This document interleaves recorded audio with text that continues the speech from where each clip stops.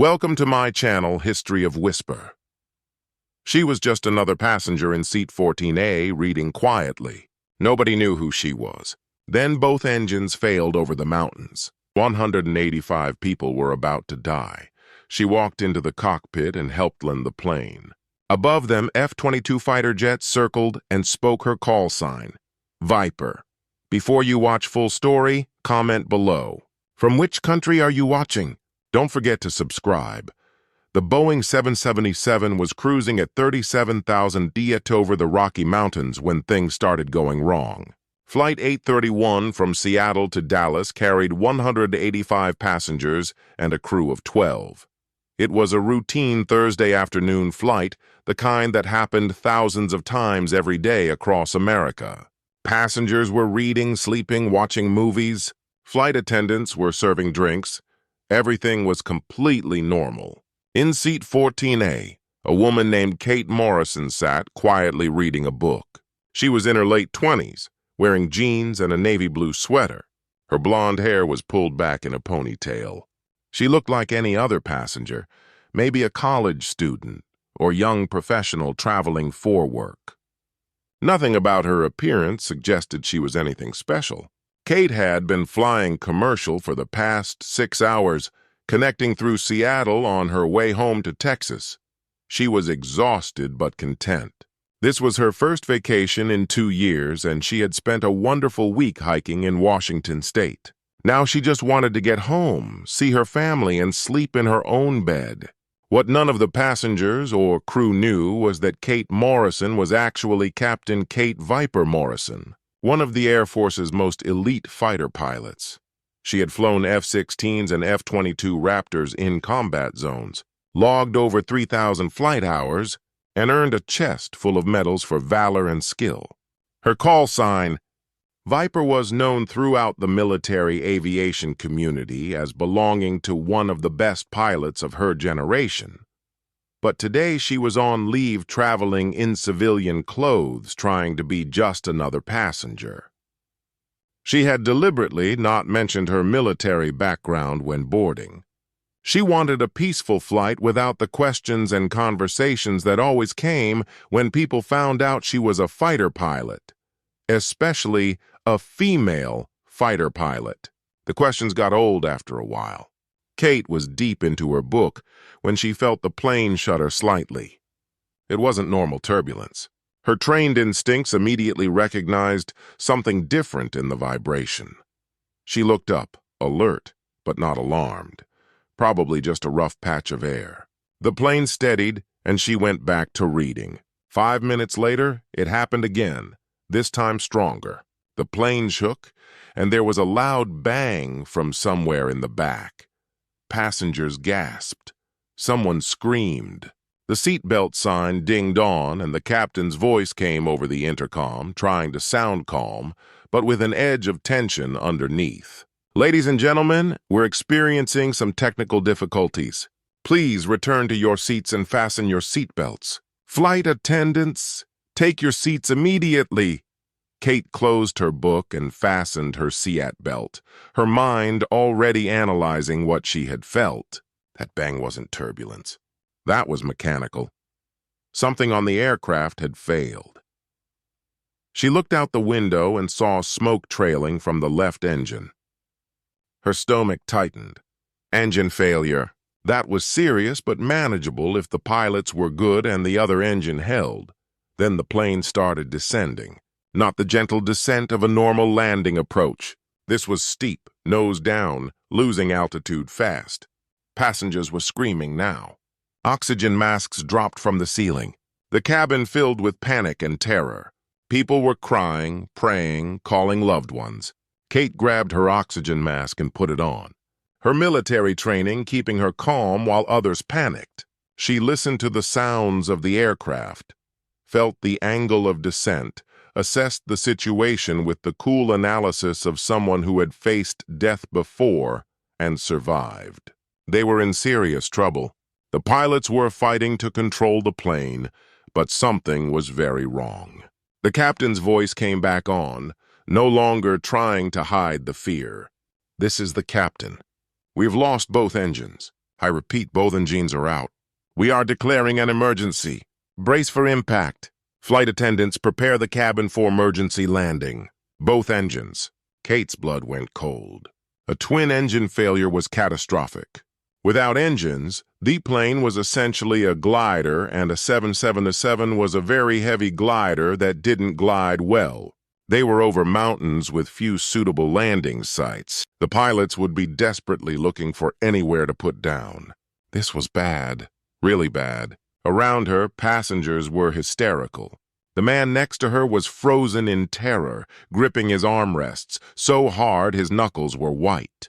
The woman across the aisle was sobbing uncontrollably. Flight attendants were shouting instructions about brace positions, but many passengers were too panicked to listen. Kate made a decision.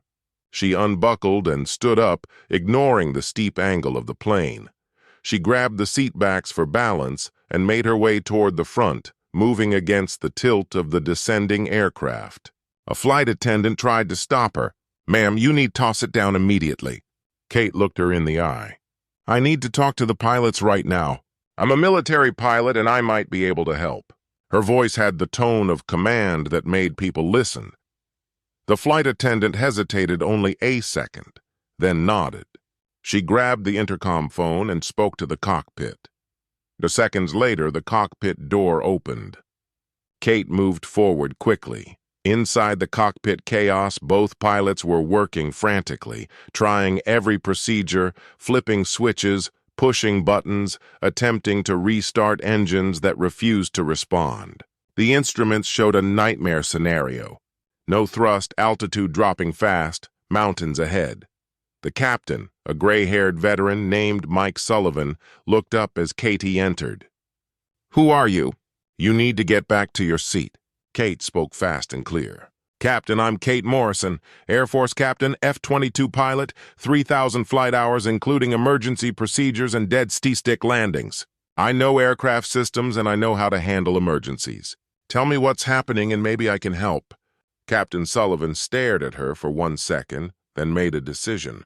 They were going to crash anyway. What did he have to lose? Both engines failed simultaneously. "We've tried everything. They won't restart. We're a glider now and we're losing altitude fast. We have maybe 3 minutes before we have to put this bird down somewhere, and there's nothing but mountains below us." Kate leaned between the seats and scanned the instruments. Altitude, airspeed, descent rate, fuel flow, hydraulics. Her mind processed everything in seconds. "What caused the dual engine failure?" The first officer answered without looking up from his controls. "We don't know. It happened almost simultaneously. We think maybe contaminated fuel or a fuel system failure that cut flow to both engines."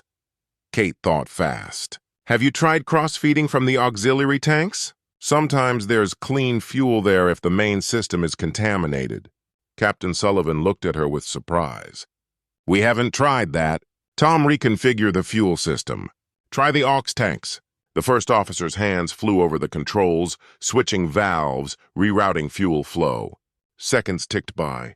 The altitude counter kept dropping. 8,000 Ft, 7,000, 6,000. Mountains were getting very close. Come on," Kate whispered, watching the engine instruments. Nothing. The engines remained dead. They had tried her idea, and it hadn't worked. The captain was scanning ahead desperately. "There, that valley. It's our only chance. It's not flat, but it's flatter than the mountains. I'm lining up for emergency landing." Kate looked where he was pointing. It was a narrow mountain valley with a meadow. Rocky and uneven, but maybe long enough if they were lucky. It was their only option. "That's your best bet. Do you want me to handle anything while you focus on flying?" "Yes." "Radio. Tell air traffic control our position and situation. Then get one emergency frequency and broadcast Mayday. If we don't make this landing, at least rescuers will know where to look." Kate grabbed the radio. Her voice was calm and clear, falling into the clipped professional tone of military communications. "Mayday, Mayday, Mayday. This is Commercial Flight 831 Boeing 777. Dual engine failure attempting emergency landing in Mountain Valley. Approximately 40 miles northwest of Denver on board 197 souls. Emergency crews, please respond to these coordinates. She read off their exact position from the GPS. A voice came back immediately. Flight 831, this is Denver Center. Wekapi your Mayday. Emergency services are being dispatched. What is your status? We are attempting dead stick landing in unsuitable terrain. Altitude 2,000 ft and descending. Passengers are braced for impact. Then another voice cut in on the emergency frequency. A different voice, military and sharp. Flight 831, this is Viper lead of 2 F-22 Raptorson training exercise in your area. We have visual on your aircraft. Say your current situation. Kate's heart jumped. Fighter jets or people? Viper lead. This is Flight 831, we have dual engine failure. No thrust. Attempting emergency landing. We are gliding with approximately 1 minute until touchdown. Captain Sullivan was wrestling with the controls, trying to line up on the valley. The plane was descending too fast. They were going to overshoot the meadow or come in too steep. Kate could see it. She grabbed the captain's shoulder. You're too high and too fast. You need to increase drag. Full flaps, full spoilers, gear down. Everything you've got to slow us down. The captain nodded. Tom, deploy everything. The first officer pulled levers and pushed buttons. Flaps extended, spoilers rose on the wings, landing gear dropped down. The plane shuddered as air resistance increased. The descent rate accelerated, but their forward speed decreased. Might be enough. The F-22 pilot's voice came back. Flight 831, we are following your descent. Be advised, you are approaching mountainous terrain. Recommend immediate. He stopped. They could all see it was too late for recommendations. The landing was happening now, whether anyone was ready or not. Kate moved behind the captain's seat, bracing herself but keeping her eyes on the approaching ground. The valley was rushing up at them. Rocky terrain, scattered trees, uneven ground. This was going to be rough. Really rough. Brace, brace, brace. Captain Sullivan shouted into the cabin intercom. Kate grabbed onto the back of his seat with both hands. Her muscles tensed for impact. The wheels hit first, slamming into the rocky ground with tremendous force. The landing gear absorbed some of the shock, but immediately collapsed. The belly of the plane scraped the ground with a horrible screeching sound of metal on rock. The aircraft bounced, hit again, skidded sideways. Trees appeared ahead, and the wing clipped them, tearing off with an explosion of debris. The plane spun, still sliding forward, throwing up dirt and rocks. Kate was thrown against the wall, her shoulder hitting hard. Pain shot through her, but she held on. The cockpit was shaking violently. Everything was noise and chaos. The windscreen cracked. Alarms were blaring. The pilots were fighting the controls, but the plane was no longer really flying, just crashing in slow motion. Finally, after what felt like forever, but was probably 15 seconds, the aircraft came to a stop. The horrible screeching sound ended. For a moment, there was just silence and the sound of alarms. Captain Sullivan's hands were shaking on the controls. Is everyone okay? Kay checked herself, bruised, battered, but nothing broken. I'm okay? The first officer nodded. I'm good. Then Captain Sullivan seemed to remember the passengers. He grabbed the intercom. Evacuate everyone. Evacuate the aircraft now. Use emergency exits. Get away from the plane. His voice was hoarse but strong. Kate stood up, wincing at the pain in her shoulder, and opened the cockpit door. The cabin was chaos, but people were moving. Flight attendants were shouting instructions, opening emergency exits, deploying slides. Passengers were helping each other, moving toward the exits. Amazingly, people were alive and moving. The crash landing had been survivable. Kate moved through the cabin, helping people, pulling passengers to their feet, directing them toward exits. Her military training took over. Stay calm. Help others complete the mission. An elderly woman was frozen in her seat, too scared to move. Kate took her hand. "Ma'am, I've got you. We're going to walk together. You're going to be fine." She guided the woman to the exit and helped her down the slide. Outside, passengers were gathering away from the wreckage. Some were crying, some were in shock, but they were alive. Kate did a quick count. Everyone was getting out. Flight attendants were doing their jobs perfectly, accounting for passengers, treating minor injuries, keeping people calm. Then Kate heard it. The sound she knew better than almost anything.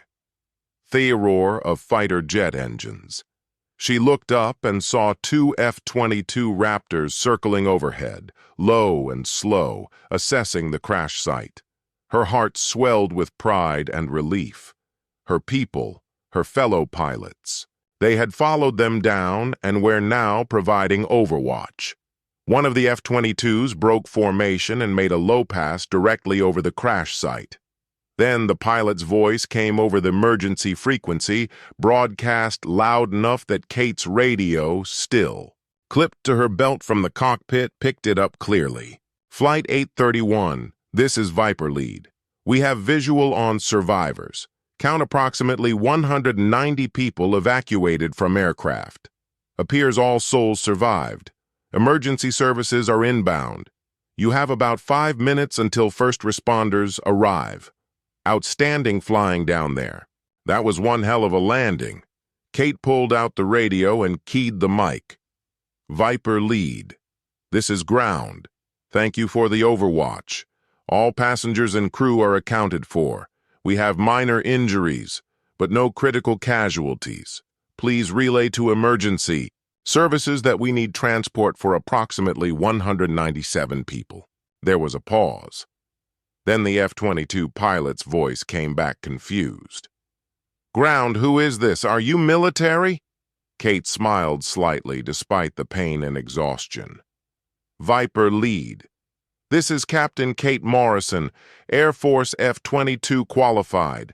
I was a passenger on this flight but assisted in the cockpit during emergency." Another longer pause. Then the F-22 pilot's voice came back, and this time there was clear shock in his tone. "Say again. Did you say Kate Morrison? Call sign." "Viper." "Affirmative. Viper Lead." "That's me." "Viper. This is Captain Jake Wilson. We've met at Nellis. You instructed my weapons school class 2 years ago. I can't believe you're down there. Are you injured?" "Negative."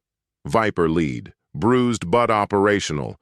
Good to hear your voice. Jake, thanks for following us down." The second F-22 pilot cut in, his voice full of respect and amazement. "Ma'am, this is Viper 2. Did you help land that aircraft? Assisted the commercial pilots?" "Yes, they did the heavy lifting. I just helped with procedures and radio work." Viper Lead came back. "Ma'am, we're going to stay on station until help arrives." "And Viper, we're going to tell everyone about this. You saved 185 passengers today. That's going in the history books." By now, Captain Sullivan and the first officer had made their way over to Kate. They had heard the radio conversation. Sullivan looked at her with newfound understanding and respect. "You're not just a military pilot. You're a fighter pilot, an F-22 pilot, and they know you by your call sign." Kate shrugged, embarrassed. "It's a small community. We all know each other." The first officer was staring at her in awe. "You helped save all these people, and you're a combat pilot. Why didn't you tell us who you were when you came into the cockpit?" "Didn't matter who I was, only mattered what I could do to help." Emergency vehicles started arriving, fire trucks and ambulances making their way up the rough valley terrain. Paramedics rushed to treat injuries. News helicopters appeared in the distance. The passengers were being taken care of. Overhead, the two F-22s continued circling, standing guard over the crash site. Then Viper Lead did something unexpected. He broke from his circular pattern and made another low pass directly over the survivors. As he passed, he tipped his wings in salute, the traditional aviator's gesture, oath respect. His wingman followed, also tipping his wings. Then both pilots spoke simultaneously over the open frequency, their voices broadcast for everyone with a radio to hear. Ladies and gentlemen on the ground, this is Viper Lead in Viper 2. We want you to know that today you were saved by one of the finest pilots America has ever produced.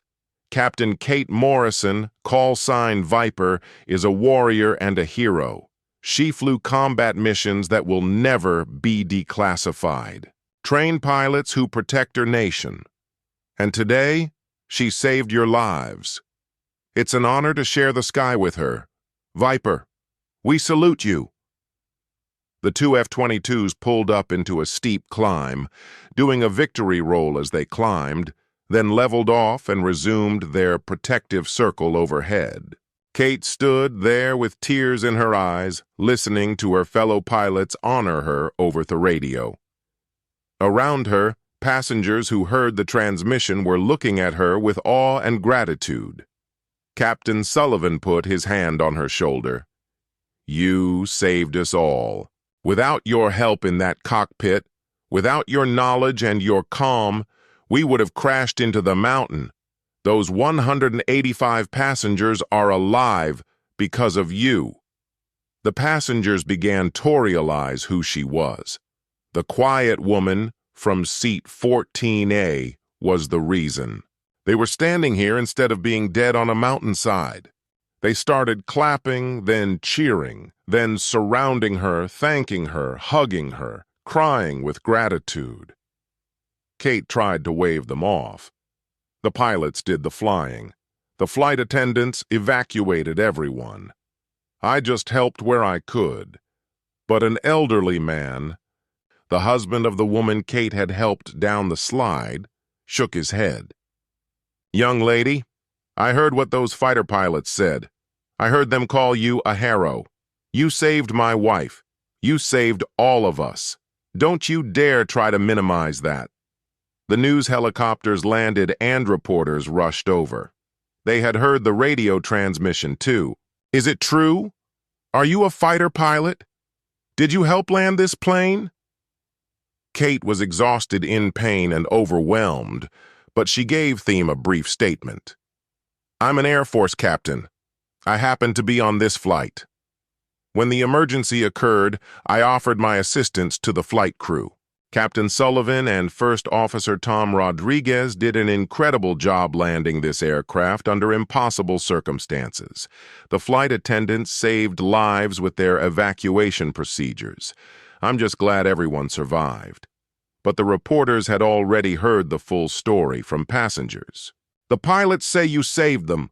The passengers say you were in the cockpit helping, and those F-22 pilots just called you a hero over the radio. Kate looked up at the two fighters still circling overhead, protecting everyone below. Those pilots up there are my brothers in arms. We're all part of the same team. Today, we all did our jobs. That's what matters. Over the next hours, as survivors were transported to hospitals and the crash site was secured, the full story emerged. Kate had provided crucial assistance in the cockpit, suggesting procedures, managing communications, and keeping everyone calm. Her presence had made the difference between a survivable crash and a catastrophic one. The flight data recorder would later confirm that her suggestion to increase drag at exactly the right moment had slowed the plane just enough to make the landing survivable. Captain Sullivan gave interview after interview praising her. That woman is the reason I'm alive. Their reason my first officer is alive. Their reason 185 passengers are alive. She walked into my cockpit and became my lifeline. Her knowledge, her skill, her calm saved us all. The Air Force Public Affairs Office released a statement about Captain Kate Viper Morrison's service record. 15 years of service, multiple combat deployments, dozens of medals, including the Distinguished Flying Cross, instructor pilot at the Air Force Weapons School, and one of only a handful of female F-22 pilots in history. Her record was remarkable. But the moment that went viral, that was replayed on every news channel, that became the defining image of the incident, was the audio of those two F-22 pilots speaking her call sign over the radio. Captain Kate Morrison, call sign Viper, is a warrior and a hero, and the image of two fighter jets tipping their wings in salute over the crash site. Jake Wilson and his wingmen landed at a nearby Air Force base and gave their own interviews. Viper is a legend in the fighter community, the best of the best. When we heard she was on that plane, when we heard she had helped land it, we knew those people were in the best possible hands. She's someone we all aspire to be like. Kate spent 2 days helping with the investigation, giving statements, and checking on the passengers she had helped. Many of them sought her out to thank her personally. The elderly woman hugged her and cried, "You're my angel. God put you on that plane to save us." Kate hugged her back. "I'm just a pilot who was in the right place at the right time." But it was more than that. It was years of training, thousands of hours of flight time, countless emergencies practiced and procedures memorized. It was the warrior spirit that refused to give up even when engines failed and mountains loomed ahead. It was the calm under pressure that only came from facing death before and learning how to beat it. 2 weeks later, Kate was back on active duty, flying training missions, instructing new pilots. But she was different now. She had been recognized publicly in a way that most military pilots never were. Her call-signed Viper was now known beyond the military community. People recognized her on the street. She received letters from the survivors, from their families, from people around the world inspired by her story. Children wrote saying they wanted to be pilots like her. Young women wrote thanking her for showing them what was possible.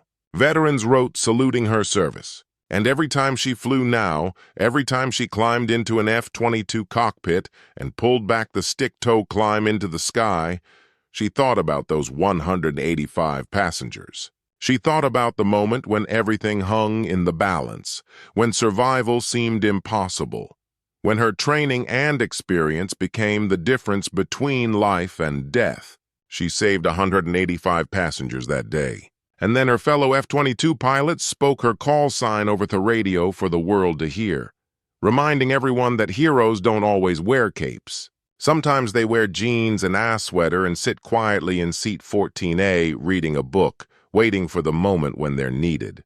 Captain Kate Viper Morrison flew for another decade before retiring. She trained hundreds of new pilots, led countless missions, and continued to serve with distinction. But that day over the Rocky Mountains, when she stood up from her seat and walked into a dying cockpit to help save nearly 200 lives, that was the day her legend was sealed. And somewhere in ready rooms and squadron spaces across the Air Force, young pilots still hear the story. They hear about the fighter pilot who was on a commercial flight when disaster struck. They hear about how she walked calmly into chaos and helped bring everyone home.